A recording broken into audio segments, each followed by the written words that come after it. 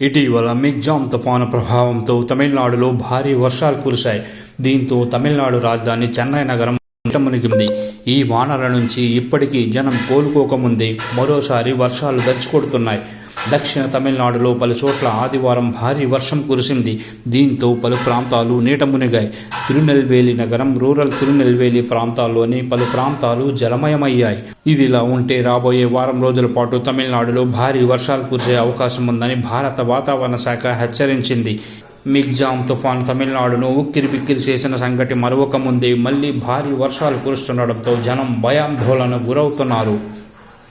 తిరునెల్వేలి జిల్లాలోని పాపనాశం, మణిముత్త డ్యాంలలో నీటి మట్టం పెరిగింది.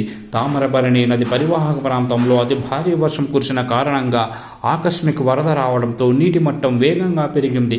దీంతో నీటిని దిగువకు విడుదల చేయాలని సీఎం స్టాలిన్ ఆదేశించారు.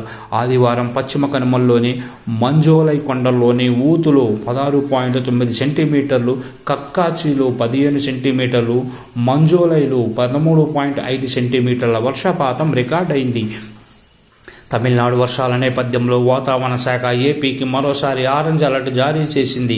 నైరుతి బంగాళాఖాతంలో ఉపరితల ఆవర్తనం ఏర్పడిందని, సముద్రం నుంచి తమిళనాడుతో పాటు పరిసర ప్రాంతాలపైకి తూర్పు గాలులు వీస్తున్నాయని వాతావరణ శాఖ వెల్లడించింది. ఈ గాలుల ప్రభావంతో దక్షిణ కోస్తాలో అక్కడక్కడ వర్షాలు కురుస్తాయని తెలిపింది.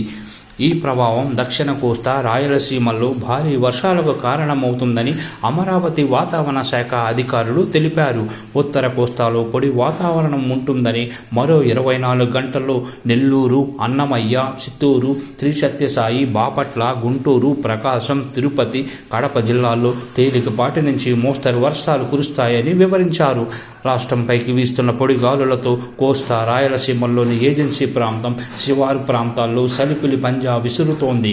రాత్రి ఉష్ణోగ్రతలు సాధారణం కంటే 1-2 డిగ్రీలు తక్కువగా నమోదయ్యే అవకాశం ఉందని పేర్కొన్నారు. పాడేరు, చింతపల్లి, అరకు ప్రాంతాల్లో రాత్రి నుంచి ఉదయం వరకు పొగమంచు కమ్మేస్తుందని వివరించారు. మిగ్జామ్ తుఫాను ప్రభావంతో పలు ప్రాంతాల్లో చలి వాతావరణం పెరిగింది. చల్లటి గాలులకు తోడు పొగమంచు ప్రభావం ఎక్కువగా ఉండడంతో రోడ్డు ప్రమాదాలు సంభవిస్తున్నాయి.